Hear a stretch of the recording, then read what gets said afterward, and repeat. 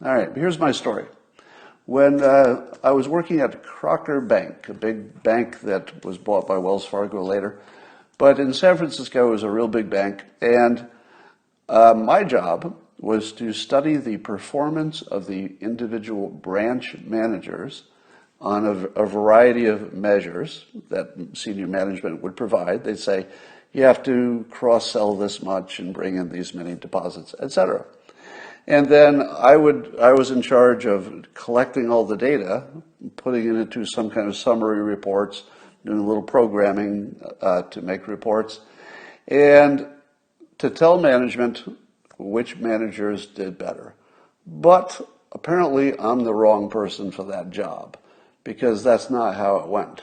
I went into the senior vice president, who was sort of the person I mostly reported to for this information, and I said, if I'm being honest, you're not really measuring what the managers, you're not really measuring the skill of the managers.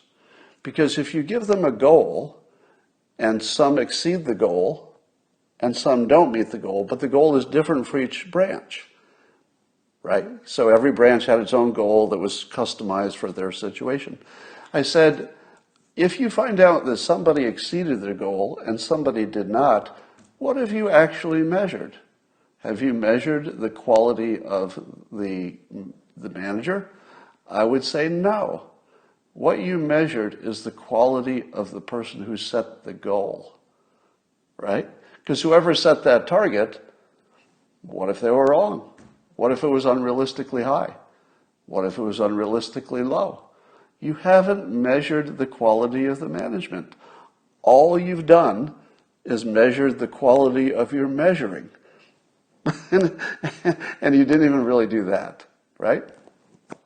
On top of that, I said, you do realize that even the data, forget about the fact that measuring against these arbitrary goals that senior management made, forget about the fact that that's nonsense. Even the data is wrong. And I said to my boss, it's my job. I guarantee you that the data that's coming in is not reliable. And I gave reasons, this data is not reliable for this reason. I had to use an estimate. I had to make an assumption, whatever. And this is when the senior vice president looked at me and gave me one of the biggest red pills I've ever choked down. Are you ready for it? You can live this experience vicariously. This is one of the biggest red pills you will ever eat. Big corporation. I'm in charge of figuring out which branches are doing well and which are not. I tell my boss that my own data is worthless. Worthless. Completely worthless.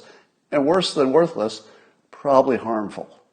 Because it's so bad, you're going to be firing people who did a great job. I mean, that's as bad as data could be, right? And my senior vice president, who was one of these, I honestly think he was one of these enlightened people. He wasn't like a regular boss. There was something different about this guy. Bill Riley was his name.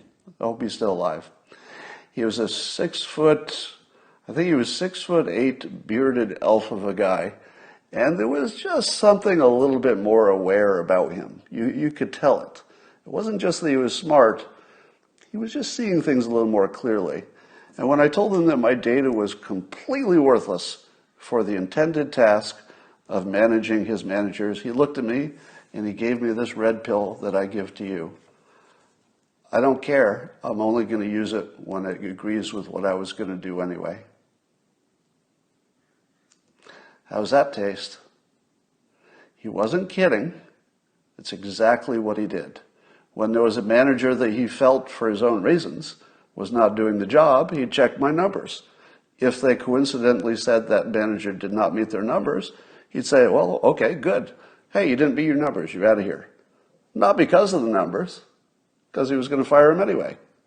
And if he found somebody he thought was doing a good job, but their numbers were bad, he'd look at it and he'd say, damn, we better adjust your goals. It looks like we messed up.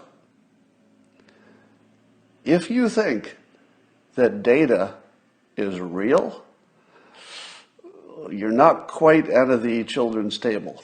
Data is almost always not real. I know. I was in charge of inventing unreal data. It was my professional job to make data that wasn't accurate, and we still used it for decisions.